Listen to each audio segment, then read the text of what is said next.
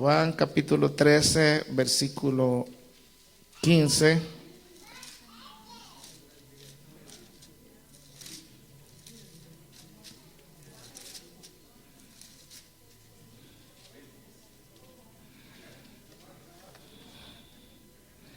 Un solo texto vamos a leer todos juntos y lo repetimos a una voz todos. Dice así la palabra: porque ejemplo os he dado, para que como yo os he hecho, vosotros también hagáis. Amén, eso es todo. Recuerden que no estoy predicando las parábolas, sino que estoy predicando una serie de sermones sobre evangelismo, sobre ganar almas. Y el domingo pasado hablamos de la persona que gana almas. Hoy vamos a hablar sobre el tema aprendiendo a ganar almas con Cristo, o sea, imitando al Señor en este trabajo.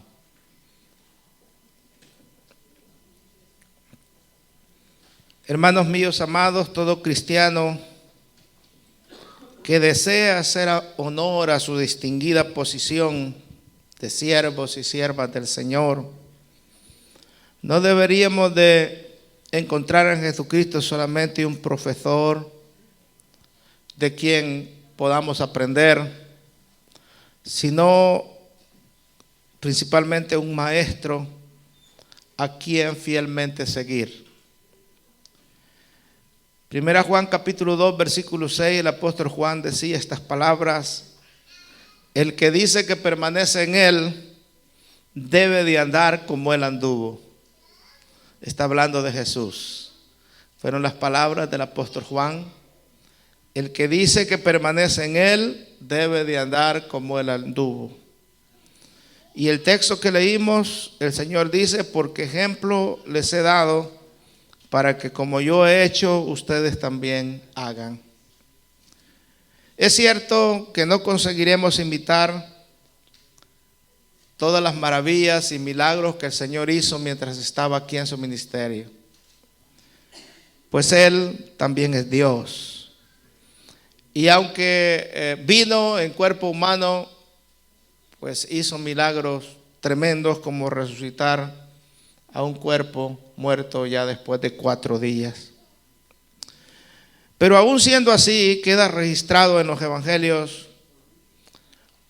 una lista amplia de ejemplos prácticos que nuestro maestro, en calidad de humano, nos dejó para que también nosotros los humanos podamos aprender de él. Los evangelios cuentan la historia del Señor Jesús cuando estuvo aquí en la tierra por 3 años y medio. Y esos evangelios incorporan también no solo la información teórica de aquellas enseñanzas que nos comunicó en forma verbal, sino que además narran su modelo de vida, como fue la vida del Señor, su anunciación, su nacimiento, su niñez, su ministerio, su sacrificio por nosotros y su resurrección de los muertos. Entre todas las virtudes que podíamos imitar de nuestro Señor Jesucristo, porque Él fue 100% hombre, Él se hizo hombre y habitó entre nosotros. Y Él quiso dejarnos un ejemplo, como leímos el texto al principio. Y hay muchas virtudes de las cuales el Señor quiere que lo imitemos. Y una de sus virtudes es el interés por las almas perdidas. El interés que tuvo el Señor para buscar a aquel que necesitaba salvación de su alma. Podríamos decir que han habido grandes misioneros en la historia, pero ninguno supera a nuestro Señor Jesucristo. Han habido gente con pasión por las almas perdidas, pero ninguno le gana a la pasión que había en el corazón de nuestro Señor, el cual, siendo a la manera de Dios, no escatimó ser Dios, sino que tomó forma humana, se humilló hasta lo sumo, dice una carta de Pablo, para que nosotros con su pobreza fuéramos enriquecidos. Nuestra misión de ganar almas debe ser conforme a la misión de nuestro Señor Jesucristo. Cada cristiano, dije al principio, no debe ver al Señor como un simple profesor, sino como nuestro maestro, el cual tenemos que imitar. Él quiere que lo hagamos. Y si nosotros vemos a Dios obrando en la Trinidad, los tres, Padre, Hijo y Espíritu Santo, están preocupados por la salvación de las almas. Están entregados a este trabajo de la misión de salvar almas en este tiempo de la gracia. Por ejemplo, si hablamos del Padre, Él siempre procuró las almas. Nosotros estamos en la mente de Dios desde la fundación del mundo. Y Él tenía preparado ya el plan de salvación para nosotros. Es más, todo lo que se vio en el Antiguo Testamento, aún la forma de ritos, la forma de adoración, todo el simbolismo del Antiguo Testamento daba a significar que un día iba a nacer Jesús, nuestro Salvador, para salvar a la humanidad. Tanto los patriarcas como los profetas, como la mayoría del Antiguo Testamento, que eran temerosos de Dios, esperaban con anhelo el nacimiento del Mesías, porque Él libertaría al pueblo de sus pecados. En el episodio de la llamada de los primeros discípulos, podríamos decir las primicias de la iglesia cristiana, podemos destacar algunas lecciones de significativo valor por nuestras vidas. Todos los momentos de Jesús fueron dedicados a la realización de lo que el Padre le había encomendado. Él siempre hablaba que Él venía a cumplir lo que el Padre le había encomendado. Y toda actitud que Él efectuó estuvo relacionado directamente con una efectiva contribución al reino de Dios, guiada por su Padre. Aún la muerte en la cruz del Calvario fue una idea del Padre.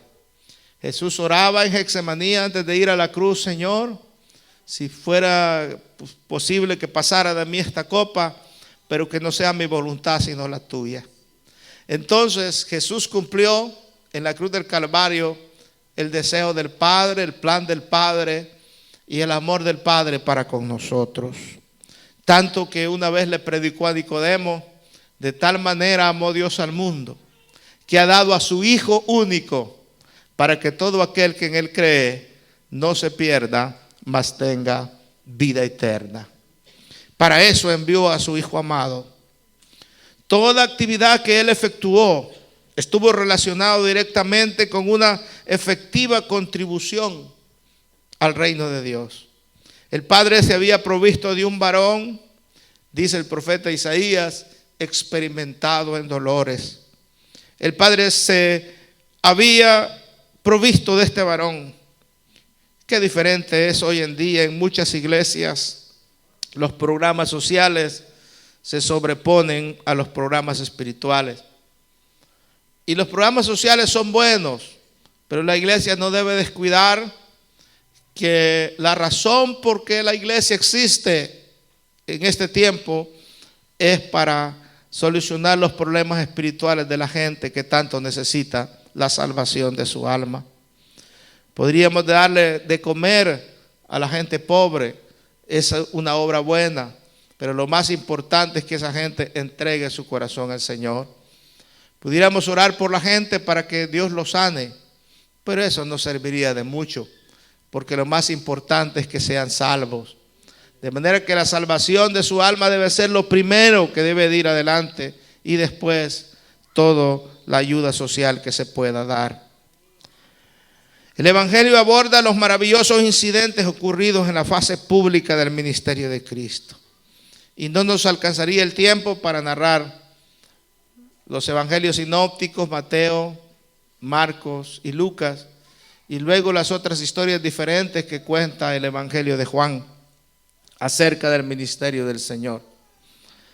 Y en todas estas fases privadas del Señor y en la fase pública, Jesús le concedió prioridad absoluta a la salvación de la gente. Uno lee los evangelios y se da cuenta que la prioridad del Señor era salvar. Para eso Él vino. Él fue claro en decirlo en Lucas 19:10, porque el Hijo del Hombre vino a buscar y a salvar lo que se había perdido. Esa es la misión, y Él lo entendía muy claro. Por las noches oraba, por las madrugadas oraba, por el día predicaba, pero siempre clamaba por las almas perdidas. Incluso la última oración del Señor, podríamos decir que está públicamente antes del Getsemaní, Juan capítulo 17, una oración larga del Señor ahí, narrada por el apóstol Juan. Cuando uno lee, se da cuenta que Él está orando por nosotros. Él está interesado en nuestras vidas. Y Él ora, Padre, que así como yo y tú somos unos, ellos sean uno. Que se amen, que disfruten el gozo de su salvación. Alabado sea el nombre del Señor. De manera que la intención del Padre fue siempre cumplir el propósito en nosotros y salvarnos. Pero hay otras almas a las cuales el Padre tiene en su lista, yo estoy seguro, que antes que levante su iglesia, Él ha de salvar a muchas almas. Pero Él está preocupado también por nosotros, para que nosotros imitemos a su Hijo Jesucristo. Ahora, hablando del Señor, pues ni se diga, Él procuró las almas siempre.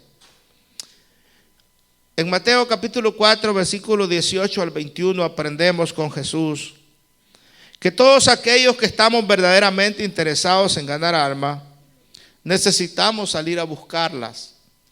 Necesitamos ir por ellos. Jesús vio a sus contemporáneos y expresaba de esta manera: como ovejas que no tienen pastor. Así veía Él a la gente, a sus contemporáneos. Estaban todos absolutamente necesitados de dirección espiritual. ¿Por qué habló así el Señor? Porque las ovejas son animales dóciles, mas no poseen sentido de dirección. Y de esta forma es el pobre pecador. Algunas veces el pecador contemporáneo de nuestros tiempos no es tan dócil. Puede ser arrogante, puede ser pedante, irreverente y hasta agresivo.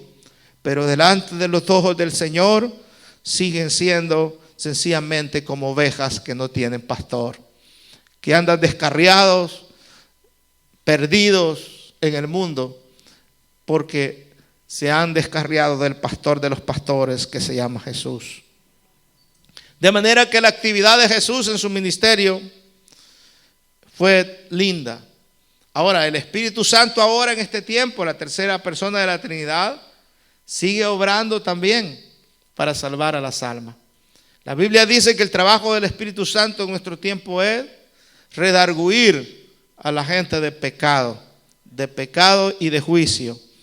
Y entonces toca los corazones de la gente para quebrantar esos corazones de tal manera que las personas reconozcan que son pecadores y que merecen el infierno eterno, y que la única forma de poderse salvar es a través del Señor, del mensaje del Evangelio, que es la verdad.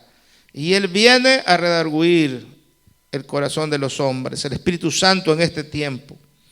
Pero hablemos de Jesús. Jesús, por ejemplo, fue a las playas del mar de Galilea, donde habían hombres pescadores y pecadores. No le interesaba tanto la pesca, le interesaba a los pecadores.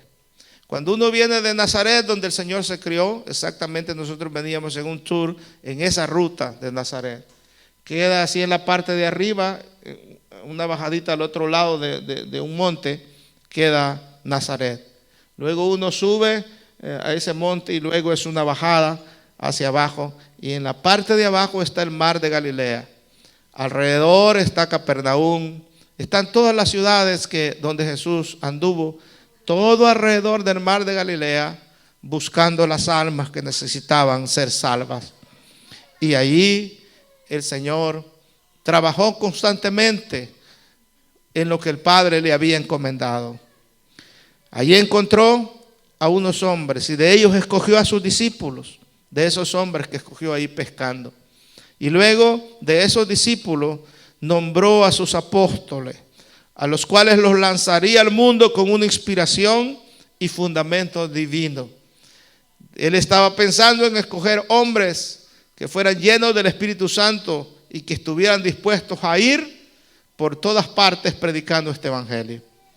Y que estuvieran dispuestos aún a dar sus propias vidas por la causa del evangelio. Nosotros, los discípulos de Cristo en este tiempo, debemos de lanzarnos al campo de trabajo en busca de esas almas.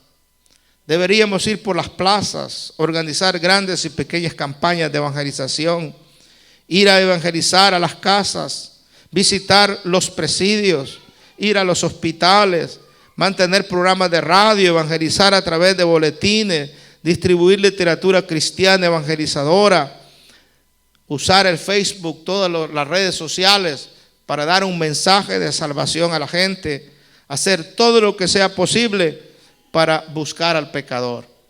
Debemos de usar todo lo que esté a nuestra disposición para poder alcanzar a aquellos que necesitan de Dios. ¿Por qué tenemos que hacerlo? Porque el Señor lo dijo claro en San Juan 9:4.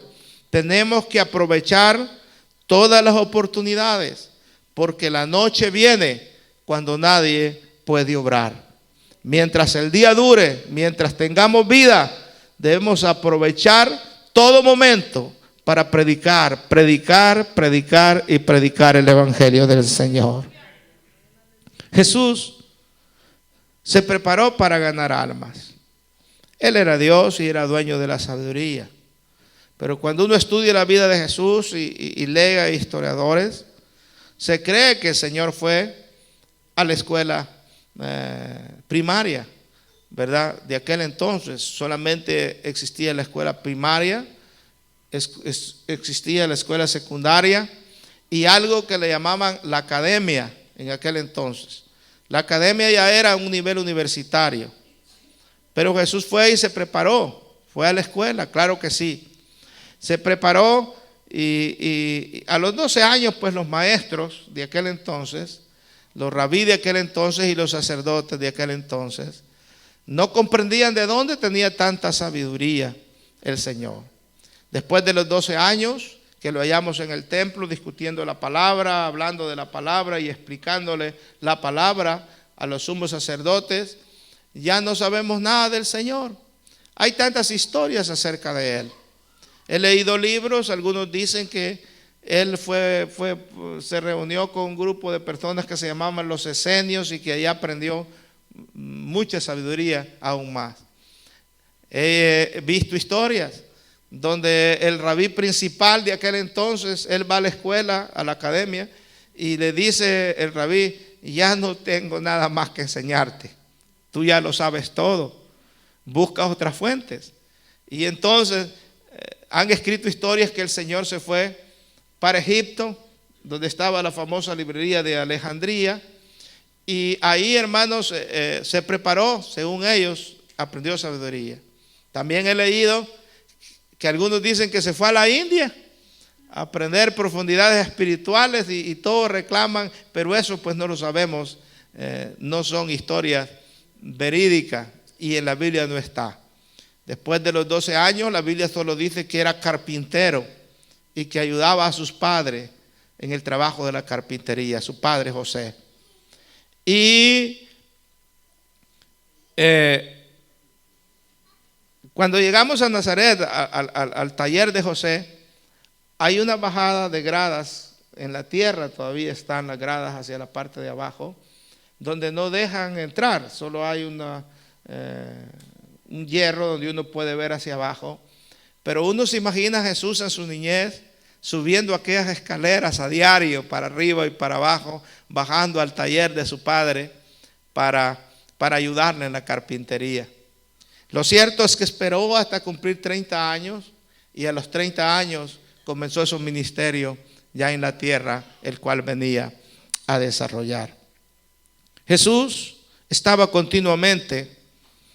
Hermanos, cuando leemos, por ejemplo, en Mateo capítulo 4, vamos a leer que Jesús, antes de comenzar su ministerio, se fue solito allá al desierto, 40 días y 40 noches a ayunar. ¿Por qué cree que él ayunaba? ¿Por qué cree que él oraba si él era Dios? Él no tenía necesidad de ser perdonado de sus pecados. Él se estaba preparando para alcanzarnos a nosotros, para cumplir ese ministerio de alcanzarnos a nosotros los perdidos. En aquel entonces, de alcanzar a las multitudes. Nosotros, al igual que Jesús, debemos de prepararnos, preocuparnos por las almas que están perdidas. Pero además Jesús estaba continuamente en el monte en soledad, apartado de los hombres, siempre cerca del Padre, dice San Juan capítulo 7, versículo 53. Sus vigilias eran constantes y la dependencia del Padre era total. Él vivió clamando y derramando lágrimas. Algunas veces los hermanos que no memorizan Biblia les gusta ese texto donde dice que Jesús lloró. Y eso en San Juan 11 es la historia de Lázaro, ¿verdad? El amigo de Lázaro de Jesús, cuando Jesús lo resucitó, antes de resucitarlo lloró. Y los judíos decían, miran cómo le amaba. Pero otro párrafo que la Biblia habla que Jesús lloró es cuando se puso en el monte, subió al monte y ahí oraba y decía: Jerusalén, Jerusalén, que matas a los profetas y apedreas a los que te son enviados. Cuántas veces quise yo juntaros como la gallina junta debajo de sus alas a sus polluelos, pero no quisiste. Y luego lloraba porque daba una palabra de profecía: he aquí que tu casa será desierta, van a sufrir tribulación. Cuántas veces quise yo librarlos, pero ustedes no quisieron. Pero hay un texto en Hebreos capítulo 5, versículos 7 al 9, donde el escritor de Hebreos recibe una revelación especial de parte de Dios, que es lo que Jesús hacía durante su soledad, durante su tiempo que estaba en la presencia del Padre. Y me gusta ese texto, esos textos, lo voy a leer, Hebreos 5, 7 al 9, dice así: y Cristo, en los días de su carne, está hablando cuando estaba en su cuerpo humano, ofreciendo ruegos, mire, él oraba, y súplicas, dice ese texto, con gran clamor y lágrimas. O sea que él lloraba en sus tiempos de soledad, con gran clamor y lágrimas, al que le podía librar de la muerte. Fue oído a causa de su temor reverente, y aunque era hijo, por lo que padeció, aprendió la obediencia. Y habiendo sido perfeccionado, vino a ser autor de eterna salvación para todos los que le obedecen.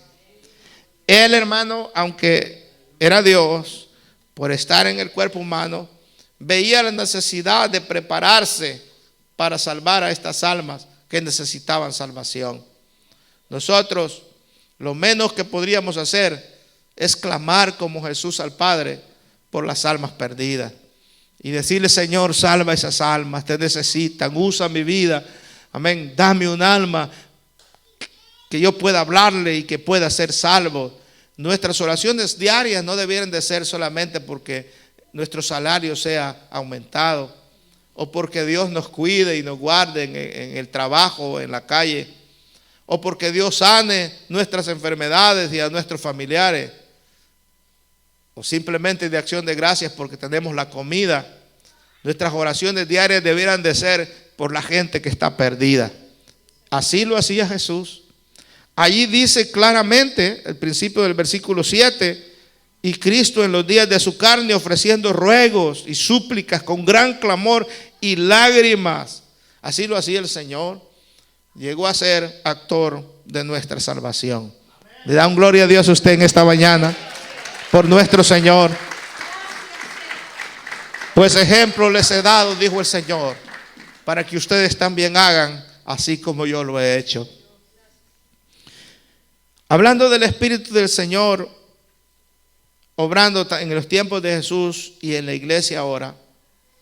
Cuando Jesús comenzó su ministerio, en Lucas 4:18, Lo primero que el Señor hizo después de que vino de ayunar 40 días y 40 noches, se fue a la sinagoga. El propósito de ir a la sinagoga no era ofrecer un rito de la ley del Antiguo Testamento, era predicar el Evangelio, era predicar el reino de Dios. Y él tomó un libro, el libro del profeta Isaías. Amén. Lucas 4:18. Tomó el libro del profeta Isaías, pero lo hizo intencionalmente. Él buscó exactamente donde estaba la profecía para aquel momento. Y él leyó y dijo: el Espíritu del Señor está sobre mí. Y le dijo a aquellas gentes: el Espíritu del Señor me ha ungido a mí. Él me ha ungido para dar buenas nuevas a los pobres. Me ha enviado a sanar a los quebrantados de corazón. Me ha mandado a pregonar libertad a los cautivos y vista a los ciegos, a poner en libertad a los oprimidos y a predicar el año agradable del Señor. Y el 20 dice: y enrollando el libro lo dio al ministro. Esta escritura se encontraba en Isaías 61, 1 y 2. Y se sentó después de darle el libro al ministro. Los ojos de todos estaban en la sinagoga fijos en él. Y él comenzó a decirle: hoy se ha cumplido esta escritura delante de vosotros. Allí iba aquel Hijo de Dios maravilloso a predicar, a ayudar a todos los necesitados con este mensaje del Evangelio. Ahí comenzó su ministerio el Señor. Hermanos, Jesús vino a buscar a los perdidos. El bautismo del Espíritu de Dios es la unción para la grande obra de ganar almas. Así como el Señor dijo: el Espíritu del Señor está sobre mí, nosotros debemos de buscar la llenura del Espíritu Santo en nuestra vida para ganar almas. La llave con que Jesús abrió las puertas de su ministerio fue esta, que siempre fue guiado por el poder del Espíritu Santo. El Espíritu del Señor está sobre mí. Esa es su preparación. El Espíritu Santo sobre él. Repito, los que queremos aprender de él, debemos estar preparados como él. En otras palabras, llenos del Espíritu Santo. Debemos de pedir el Espíritu Santo, que Dios nos llene cada día, que Dios nos dé unción para ganar almas. No tanto para profetizar, para hacer esto y lo otro. Los dones vendrán cuando Dios lo quiera. Pero nuestro deseo debe ser que Dios nos dé unción para poder usar nuestros labios y ganar almas para Cristo. El mensaje de Jesús fue de arrepentimiento. Si nosotros leemos en Mateo, capítulo 4, versículo 17, también narra cuando Jesús comenzó su ministerio. ¿Sabe cómo Jesús comenzó predicando? Desde aquel entonces, dice, después de que ayunó 40 días y 40 noches, dejó Nazaret y vino y habitó en Capernaum, ¿verdad? Ciudad marítima en la región de Zabulón, y está a la orilla del lago de Galilea, del mar de Galilea. Y en el versículo 17 dice: comenzó a predicar. ¿Y sabe cómo predicaba? Este era el mensaje con que comenzó Jesús. Dice así el 17, Mateo 4, 17. Desde entonces comenzó Jesús a predicar y a decir: arrepentíos, porque el reino de los cielos se ha acercado. El mensaje era mensaje de arrepentimiento. El mensaje del Señor, mensaje de arrepentimiento. Jesús vino a buscar a los perdidos, según Lucas 19:10, como lo dijimos ya. Y él reconocía la necesidad del hombre de arrepentirse de sus pecados. Es tiempo que la iglesia comencemos a hacer lo que tenemos que hacer. Amén. Predicar el evangelio de arrepentimiento. Cuando nosotros somos una iglesia que participamos de púlpito, todos participamos de púlpito. Nadie lo ha puesto a usted a corregir los errores de los hermanos.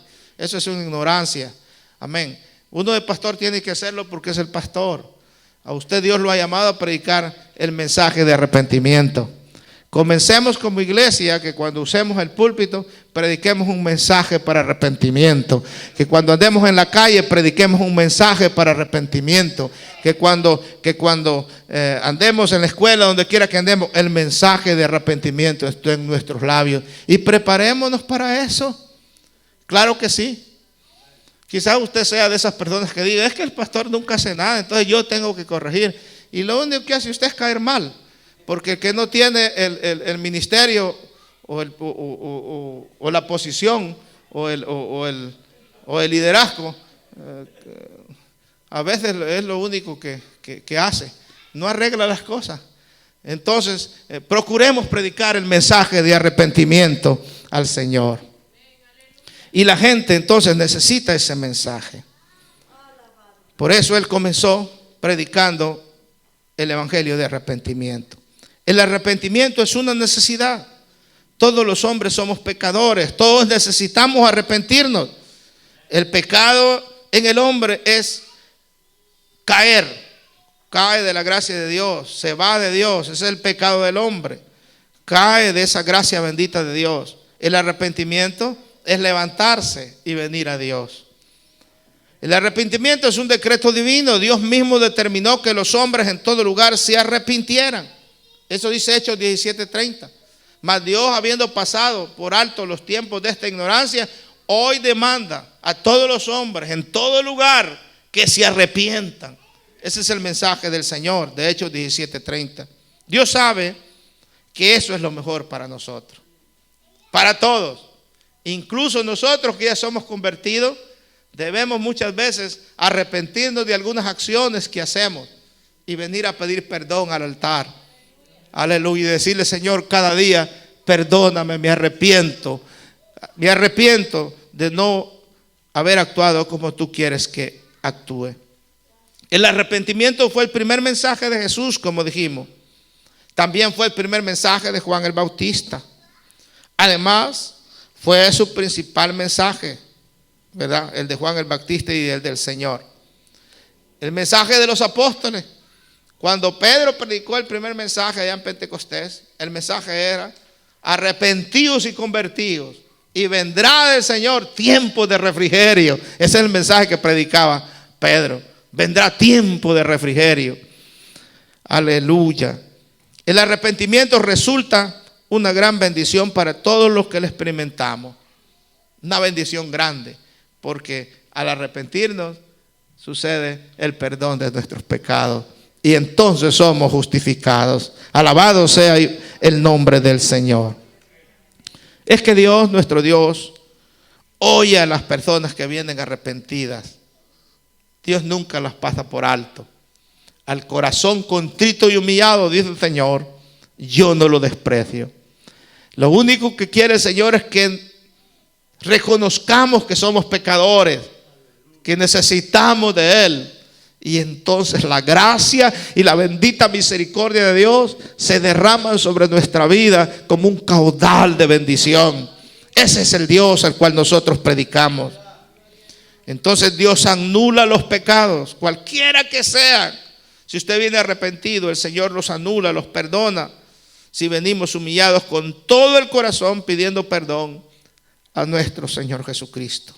Por supuesto, nadie es obligado a arrepentirse, pero es nuestro deber predicar, pero es nuestro deber exhortarle a la gente que lo hagan. Es nuestro deber decirle a la gente que el único camino de salvación es a través de Jesús y por medio del arrepentimiento. El pecado ocasiona maldición, pero el arrepentimiento bendición. Así dice Pablo en Romanos 4:8. Somos bienaventurados los que hemos sido perdonados. ¿Cuántos dan gloria a Dios por eso? Bienaventurados los que hemos sido perdonados. Ahí Pablo dice: bienaventurado es aquel varón al cual el Señor no inculpa de pecado. Y el perdón es eso: borrón y cuenta nueva. Aleluya. Ya Dios no nos castiga por nuestros pecados, Él nos perdona. Quinto, el mensaje de Jesús es un modelo. Mateo 4:19. En repetidas veces Jesús expresó estas palabras: vengan en pos de mí, que yo los voy a hacer pescadores de hombres. Él siempre tiene algo muy especial para nuestras vidas. Nosotros aprendemos algunas verdades fundamentales si deseamos, como Jesús, ganar almas. Nos preocupamos por aprender algunas verdades fundamentales. Primero, que Jesús dio un mensaje simple. Simple. Él quería que la gente atendiera. El mensaje era directo. Algunas veces les habló en parábolas profundas porque le hablaba a fariseos religiosos que contendían con él. Y él fue claro en decir, lo hice para que se cumpliera la palabra, que oyendo no oyeron en sí, ¿verdad? Teniendo oídos no oyeron la palabra, ni entendieron el mensaje, porque ellos actuaban de una forma rara. Pero en realidad el mensaje del Señor es un mensaje simple. Los primeros oyentes de Jesús fueron unos pescadores indisciplinados e incultos. No eran universitarios, no eran de una clase preparada académicamente, eran simples pescadores. Y el Señor les habló sencillamente, simplemente síganme y yo los voy a hacer hombres de Dios, pescadores de almas. Entonces, aprendemos, hermanos, algo muy especial, que Él siempre tiene algo muy especial para nuestras vidas. Y aunque aquellos hombres eran indisciplinados e incultos, Jesús les habló con palabras verdaderas, pero simples. Habemos predicadores que a veces queremos demostrar nuestra erudición, nuestra ciencia, nuestro conocimiento en teología, y queremos usar palabras muy sofisticadas, ¿verdad? Que la gente pregunta, ¿y con qué se come eso? Y recuerdo que el hermano Brenison estaba bien recién convertido. Y un hermano quiso hacerle una broma. Recién convertido, no tenía mucho conocimiento. Y él dijo, hoy es tiempo de darnos un ósculo santo. Habló de esa forma, ¿no? Y él se enojó porque antes, cuando estaba recién convertido, era enojado cuando alguien hacía algo malo, ¿verdad? Ya ahorita ya ha ido aprendiendo más y es más comprensivo y verdad, hasta tolerante un poco. Pero en ese entonces no, se enojó y dijo, hermano, lo reprendo porque andan diciendo malas palabras.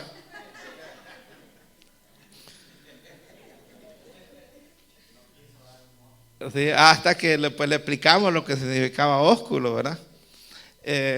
Palabras, a veces queremos hablar palabras que la gente a veces se confunden. Habemos predicadores que queremos dar una demostración de conocimiento, más el mensaje de Jesús era de sabia sencillez. Y tenemos que aprender a Jesús a ser como Él. Amén. Hablarles al corazón a la gente con palabras sencillas que entiendan, pero que lleven el amor de Dios y el poder de Dios en ellas, para que la gente pueda entender que necesita de Dios. También Jesús dio un mensaje directo. Jesús no perdió el tiempo en palabrerías. Su mensaje a los pecadores fue: vengan, síganme, venid en pos de mí. Muchas veces hablamos tantas cosas con los pecadores, contamos chistes, hablamos de todo, de historia, de esto y lo otro, pero no le decimos: vengan a Jesús. Ustedes necesitan convertirse al Señor. Y Él es lo primordial que debiéramos de tener en mente, decirle al pecador que necesita de Jesús. Pero Jesús también dio un mensaje bíblico. Recuerdo una vez a un predicador, llegó a predicar, era un joven, y un pastor anciano estaba ahí sentado y me dijo: ¿qué tal te parece el predicador? Y yo le dije: a mí bien, ¿y a usted? Y me dijo: pues a mí también. No es un gran predicador, pero sabe lo que dice. Y esas palabras me quedaron a mí, me fui pensando, ¿no?, que lo que le había impresionado a él era que predicaba con seguridad, sabía lo que decía. Jesús, su mensaje era un mensaje basado en la palabra de Dios. Siempre estuvo, hermanos, aleluya, él haciendo lo que Dios había hablado y tenía que hacer. En sentido general, o el sentido general de las palabras de Jesús concordaban con la enseñanza general de las Escrituras. Los profetas hablaron de Jesús diciendo, viene. Y él habló diciendo, vengan. De manera que si algunas veces regañó a los fariseos, como que parecía que él abrogaba la ley, pero él dijo, lo que pasa es que ustedes no entienden. Yo no he venido a abrogar la ley, yo he venido a cumplirla. Pero es que la ley se debe enseñar espiritualmente. Lo que yo vengo a predicar no es un mensaje religioso en sí, sino que el mensaje espiritual de la gente. Algunas veces se oía como que rechazaba, como que iba en contra del mensaje. Cuando predicó el Sermón del Monte, por ejemplo, decía, oíste que fue dicho. Citaba la ley, citaba el Antiguo Testamento, ¿verdad? Amad a los que os aman y aborreced a los que a sus enemigos. Pero yo los digo, eso hablaba el Señor, pero yo les digo, amen aún a sus enemigos, hombre.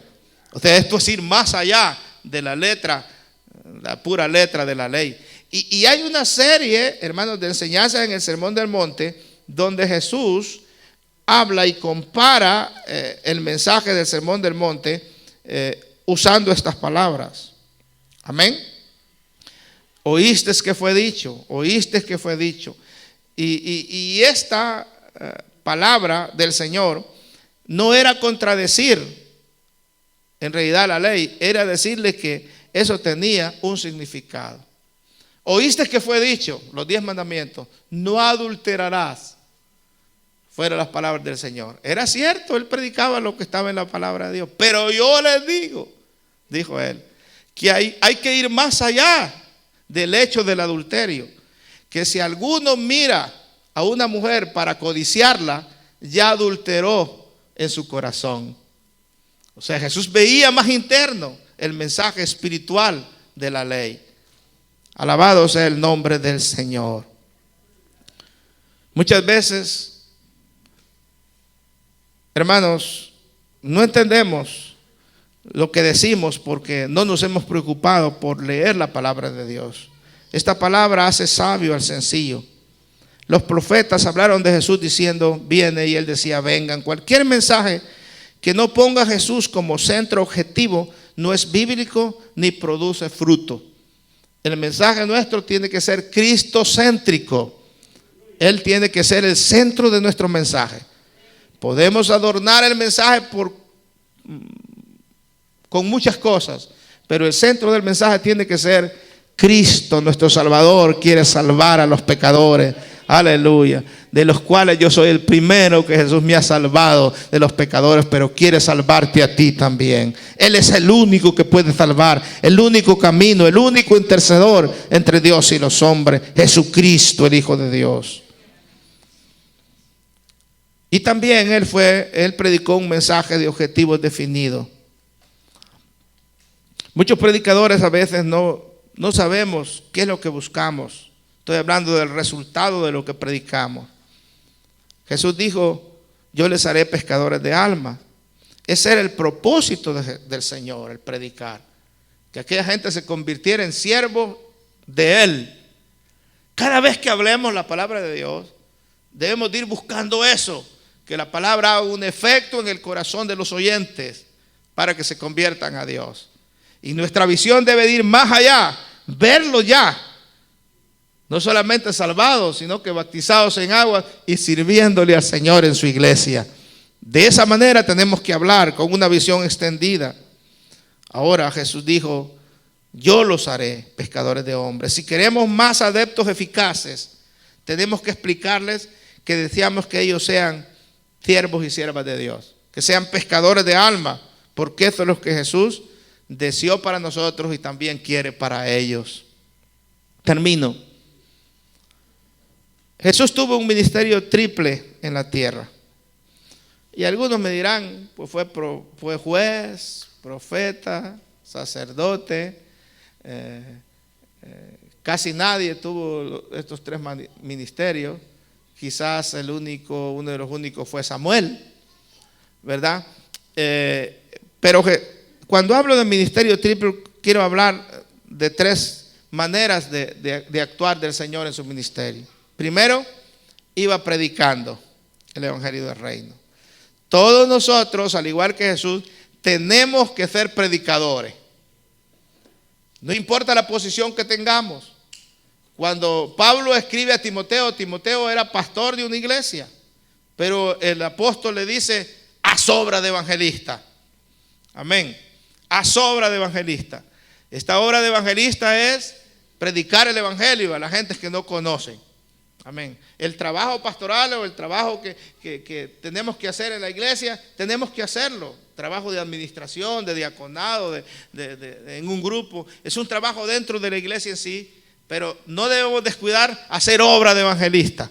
Amén. Que hay almas que necesitan y también saber que ese es nuestro principal trabajo. Sin descuidar, por supuesto. Pablo no le decía a Timoteo que descuidara su ministerio, y le decía, exhorta, predica fuera y fuera, a tiempo y fuera de tiempo, redarguye, amén, enseña la sana doctrina, pero le decía, no descuides hacer obra de evangelista, porque esto es primordial. Cuando digo que del ministerio triple de Jesús, estoy hablando que él iba predicando a donde quiera que iba, pero también enseñaba. Él enseñaba. Y podríamos decir que a Jesús se le conoció, no tanto porque era un predicador en sí, sino porque era un maestro. Rabí. Más de 60 veces en la Biblia encontramos la palabra maestro dirigida a Jesús. Rabí, maestro. Y cuando el apóstol Pablo también predicaba, a él le gustaba que enseñar y enseñar, porque es la forma que se transmite la palabra. Y la tercera cosa que hacía el Señor es que iba sanando a los enfermos. No solamente sanando del alma, sino que también del cuerpo. De manera que allí es donde se ponen en práctica los dones. No para lucirlos dentro de la iglesia, sino para que la palabra de Dios sea confirmada. Cuando le hablamos a la gente, algunos se han salvado porque Dios los ha sanado de alguna enfermedad. Amén. El que va predicando, evangelizando, hay una persona enferma y ora por la persona y la persona se sana, y entonces en agradecimiento entregan su corazón al Señor y se han salvado por eso. Ahora nosotros como siervos y siervas debemos de creer que Dios en nuestro tiempo todavía sigue sanando. ¿Cuántos lo creen? Dios sigue haciendo milagros. El Cristo de los milagros no ha pasado. Él sigue obrando a través de su iglesia, y hay que orar por fe de que Dios va a hacer un milagro en las vidas de esas personas para que sean salvas.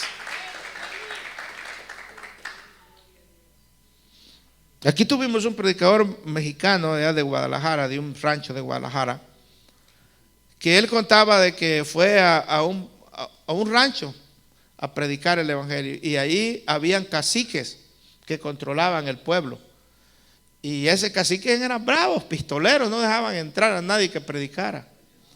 Pero tenía un caballo que es el caballo que más amaba ese ranchero, y el caballo se estaba muriendo, algo le había pasado. Y él le dijo, si tú oras por ese caballo y el caballo Dios me lo sana, yo creo en ese Dios que tú estás predicando. Y dice que él puso las manos sobre el caballo y contaba, hasta decía, sálvalo Señor, salva este caballo. Dice en su entrega para orar por aquel caballo, ¿no? Y Dios sanó al caballo, dice, hermano. No salvó al caballo, pero salvó al cacique y a mucha gente de la aldea, del rancho donde hizo la oración por aquel caballo. Dios se glorificó de esa manera. Entonces, a veces Dios obra de esa manera.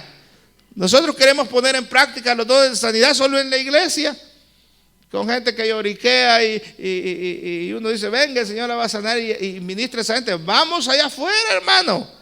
Amén. Nosotros ya sabemos que Dios va a sanarnos. Sí, y que vamos a pasar enfermedades. Es más, usted ni debiera buscar quien ore por usted. Solo póngase la mano y diga, reprendo esta enfermedad en el nombre de Jesús. Me declaro sano por la sangre de Jesucristo. Usted solo. Pero allá afuera esa gente sí necesita, porque esa gente no sabe que hay un Dios que también está preocupado por nuestras sanidades. Es un Dios que está preocupado por nuestra salud. Y además que es un Dios que puede usar ese medio para salvar a la gente. Entonces Jesús predicaba, enseñaba y sanaba. La iglesia de hoy debemos usar ese modelo bíblico que hizo nuestro sumo pastor Jesús. Aleluya. Necesitamos predicar el evangelio, pero necesitamos enseñarle a la gente las verdades fundamentales de la palabra. Y es urgente también creer que el Señor puede hacer sanidades.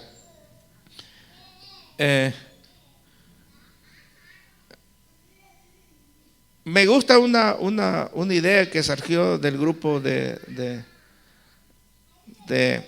evangelismo de la célula. Y yo les decía a los hermanos, eso es lo que la iglesia tiene que hacer, lo que pasa es que lo hemos descuidado. Y es que cuando una persona viene a la iglesia, debemos de ir a saludarle, hermano. No sea como que usted es un extraño, que a usted tiene que irlo a saludar y solo faltara que usted espere que el que viene de visita vaya de banca en banca a saludarlo a usted. Y usted todo serio ahí esperando que lo lleguen a saludar sentado, ¿no? Vayan a darle la mano amablemente, a saludarla, pero si acepta al Señor esa persona, hay que darle seguimiento. Eso es la iglesia es lo que la iglesia tiene que hacer.